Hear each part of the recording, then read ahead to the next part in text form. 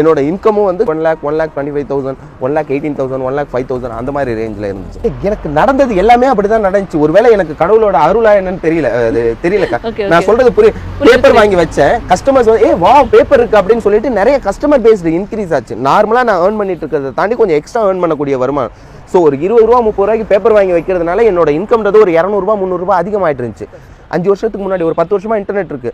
So wifi கொடுத்தோன்னா ஐயோ wifi is there whenever I go I choose your auto only அப்படின்ற மாதிரி தான் முன்னாடிலாம் என் ஆட்டோ சொல்லிட்டு இருப்பாங்க.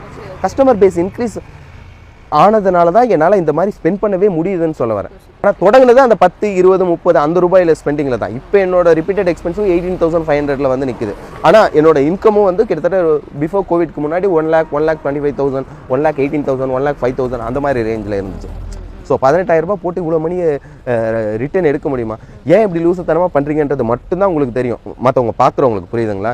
அதோட ரெவன்யூ மாடல் என்னன்றது எனக்கு மட்டும்தான் தெரியும். ஒரு சில டைமில் ஒய்ஃபை பில் பே பண்ணுறதுக்கு கூட காசு இருக்காது.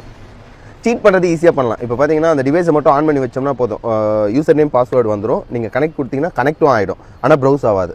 புரியுதுங்களா? இதுதான்.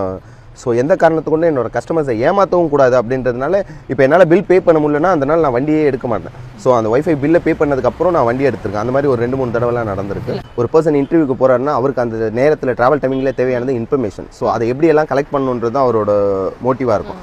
ஸோ ஒருவேளை ஒரு ஃபோனில் இன்டர்நெட்ன்றது ஒரு 5 years பிஃபோராகவே இன்டர்நெட்ன்றது இந்தியாவில் ஒரு லக்ஸரியான ப்ரைஸ் தானே. 1 GB டேட்டா 250 ரூபா. அப்போ அன்லிமிட்டட் ஹை ஸ்பீட் டேட்டா கொடுக்கும்போது அவங்களுக்கு ஒரு ஹாப்பினஸ் கிடைக்கும். ஸோ ட்ராவல் டைமிங்கில் அவங்களுக்கு தேவையான ஸ்டடி பண்ணுறதுக்கு உபயோகப்படும்ல.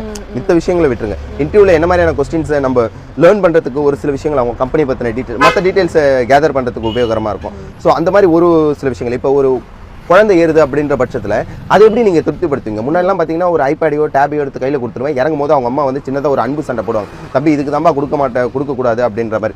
ஏன்னா இறங்கி போகும்போது அந்த பாப்பா இறங்கி போகாது. இப்போ பார்த்தீங்கன்னா Google Play Cocomelon video on YouTube அப்படின்னு. ஸோ ஆட்டோமேட்டிக்காக அது வந்து ப்ளே ஆகிடும். இப்போ ஒரு ஃபிசிக்கல் சேலஞ்சிங் கஸ்டமர் வந்தால் எப்படி நீங்கள் ஓவர் கம் பண்ணுவீங்க? ஸோ வாய் பேச முடியாத ஒரு கஸ்டமர் உங்கள் ஆட்டோவில் ட்ராவல் பண்ணுறாருன்னா அவர் எங்கே போவார்ன்றதை சைகையில் தான் சொல்லுவார். அதை நீங்கள் புரிஞ்சுக்கிட்டு எப்படி ஆன்சர் பண்ணுவீங்க? அதுக்காக AWS ஒரு டீப் லென்ஸ் அப்படின்ற ஒரு நீங்கள் பிரச்சனை ஏற்பட்டுக்கிட்டே இருக்கும், அதுக்கான சொல்யூஷனை நீங்கள் தேடிக்கிட்டே இருக்கணும். இல்லைனா எந்த ஒரு பிஸ்னஸும் சரி எந்த ஒரு விஷயங்களும் சரி சக்ஸஸே ஆகாது.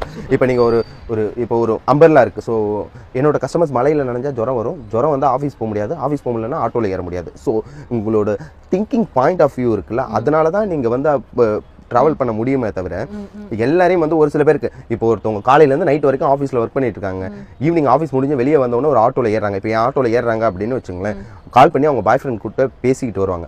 அப்போ அவங்களுக்கு நான் கொடுக்கக்கூடிய பிக்கஸ்ட் சாட்டிஸ்ஃபேக்ஷன் வந்து நான் சைலண்ட்டாக இருக்கிறது தான். என்னோட வீடியோவில் ஆடியோ ரைஸ் பண்ணுறதோ, புரியுதுங்களா, லவுடாக சாங் வச்சுக்கிட்டு பாட்டு கேட்டுட்டு வரதோ அதெல்லாம் கிடையாது. நான் அமைதியாக வரது தான் அவங்களுக்கு கொடுக்கக்கூடிய பிக்கஸ்ட் சாட்டிஸ்ஃபேக்ஷன். அந்த மாதிரி கஸ்டமர்ஸ்க்கு என்ன தேவை அப்படின்றத புரிஞ்சுக்கிட்டு தான் நீங்கள் அவங்களுக்கு சர்வீஸ் பண்ணணுமே தவிர எல்லாரையுமே திருப்திப்படுத்தணுன்றது ரொம்ப சேலஞ்சிங்கான ஒரு விஷயம். அது படைச்ச கடவுளால் கூட முடியாது அப்படின்றது தான்.